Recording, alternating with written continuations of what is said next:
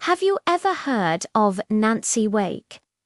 She was a high society journalist living a glamorous life in Paris, but when World War II broke out, everything changed. This is the story of how a socialite became one of the most decorated and feared Allied operatives. A woman so elusive the Gestapo nicknamed her the White Mouse, born in New Zealand and raised in Australia. Nancy was always a rebel. She ran away from home at 16, worked as a nurse, and eventually used a small inheritance to travel to London and then Paris, where she landed a job as a European correspondent. It was there she met and married a wealthy French industrialist, Henri Foucault. They lived a life of luxury, filled with parties and travel. But this idyllic existence was shattered in 1940 when Germany invaded France. Witnessing the brutality of the Nazis firsthand, Nancy couldn't stand by. She told her husband, "I have to do something." And she did. She joined the fledgling French resistance, using her wealth and social status as a cover. She started as a courier, smuggling messages and food to resistance groups. But her role quickly escalated.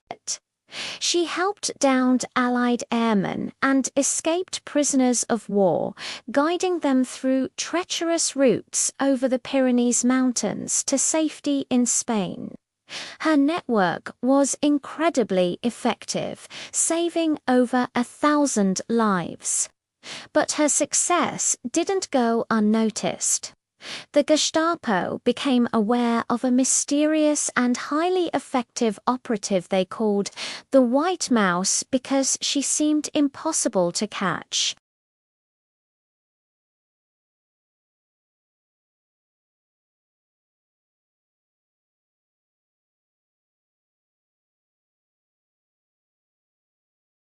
In 1943, with the Gestapo on her heels, Nancy had to flee France, leaving her beloved husband behind. It was a heart-wrenching decision, but she knew staying would endanger everyone. After a perilous 6-week journey, she finally made it to Britain.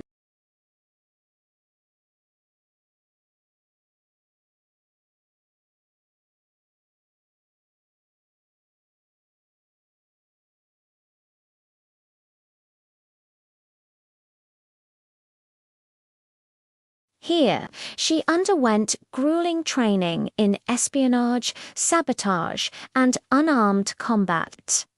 Her instructors were astounded by her toughness and natural skill. One noted she was a very fast and efficient killer and could kill a man with her bare hands in seconds. In April 1944, just before the D-Day landings, Nancy parachuted back into occupied France. Her mission was to lead a local group of 7,000 Maquis resistance fighters.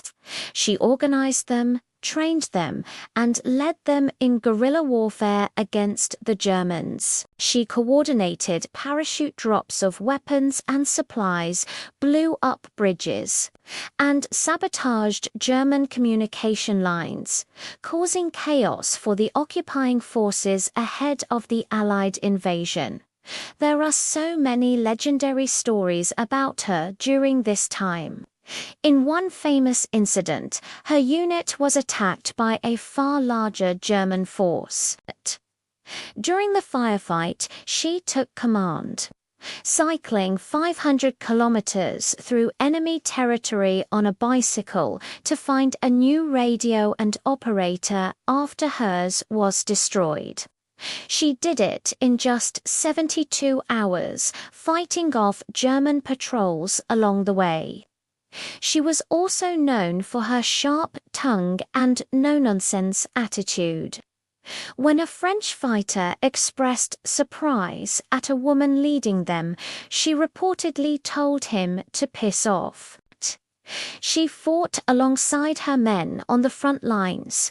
During one raid on a Gestapo headquarters, she famously killed an SS sentry with a single karate chop to the neck, silencing him before he could raise the alarm.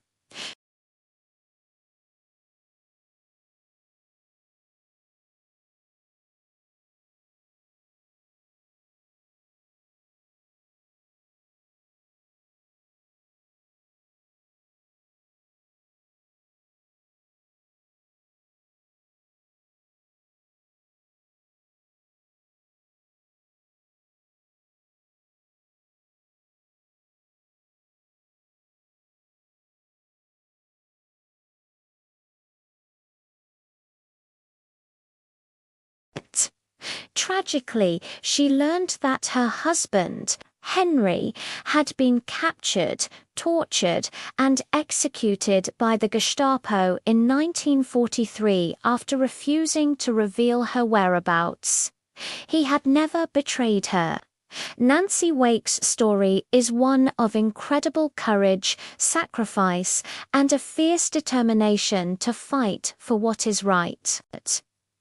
She was a true hero who traded a life of comfort for the dangers of war, becoming a nightmare for the Nazis and a beacon of hope for the resistance. She passed away in 2011 at the age of 98, but the legend of the White Mouse lives on. Thanks for watching. If you were inspired by Nancy Wake's incredible story, be sure to hit that like button and subscribe for more tales of unsung heroes. See you next time.